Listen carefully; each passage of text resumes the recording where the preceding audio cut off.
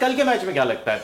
Match में हमेशा जो प्लेयर मैच में रन करेगा वो ज्यादा इंप्रूव करेगा और उसका कॉन्फिडेंस बिल्ड होता है, वो ऊपर जाता है। अच्छा, अब नेट में तो पूरा दिन आप बैटिंग कर लें। असल में हम सबको प्रेडिक्शन करनी है और ये प्रेडिक्शन का एक स्कोर कार्ड भी कल से चला करेगा कि किसने सही प्रेडिक्शन की, किसने कितनी गलत की, और जब आखिर में फाइनल हो जाएगा 34 मैच तो उसको पता चलेगा किसकी कितनी प्रेडिक्शन सही और किसकी गलत। और उसके बाद उसका फ्यूचर पता चलेगा कि ये लोगों के बाद एंड में हैम्पर मिलने वाला है। हम हैम्पर के लिए खेल रहे हैं, एक सरप्राइज गिफ्ट, नंबर कट जाएंगे अगर आपको गाड़ी मिलेगी तो जी। मुझे स्कूटर गधा गाड़ी मुझे पेट्रोल मिल जाए बहुत, जितना महंगा हो गाड़ियां और गधा जाए गाड़ी, तभी मैं कह रही हूँ गधा गाड़ी बेहतर है। साइकिल, कोई फ्यूल कार्ड, मैं फ्यूल कार्ड के लिए खेल साइकिल मेरा भी आप ही तय कर लें, आप ही तय कर लें। अब बिल्कुल आप बस ये बता दें कल कोयटा या पेशावर?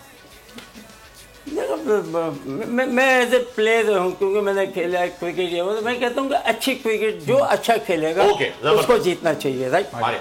हाँ, जो बुरा खेलेगा तो दूसरी टीम जीत जाएगी। ये तो उन्हीं का वाला जवाब है।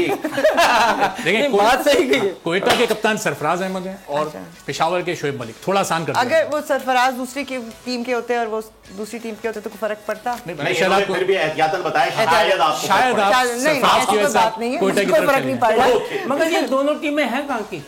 पाकिस्तान तो पाकिस्तान भाई वो बात सही कर रहे हैं कि आपको पता चल जाएगा जीतेगा कि वो प्लेयर चाहे अमेजिंग हो लेकिन वो उस वक्त अगर फोकस्ड है बॉल पे जो उस वक्त हो रही है उसी पे आउट भी हो सकता है, उसी पे छिके चौके भी लग सकते हैं, तो फिर वो डिपेंड करेगा। जरा पहला ओवर चले फिर बताते हैं आप। मैं पेशावर पे चले कोयटा कह देती मैं।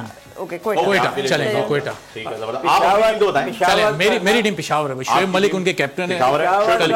याद आया जब हम शुरू में टेस्ट मैच जब खेले पेशावर में हमारा टेस्ट मैच होता था, राइट?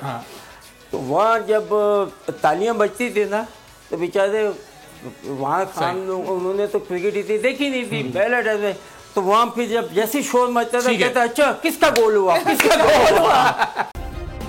सब्सक्राइब करें और बेल दबाएं ताकि कोई खबर रह न जाए।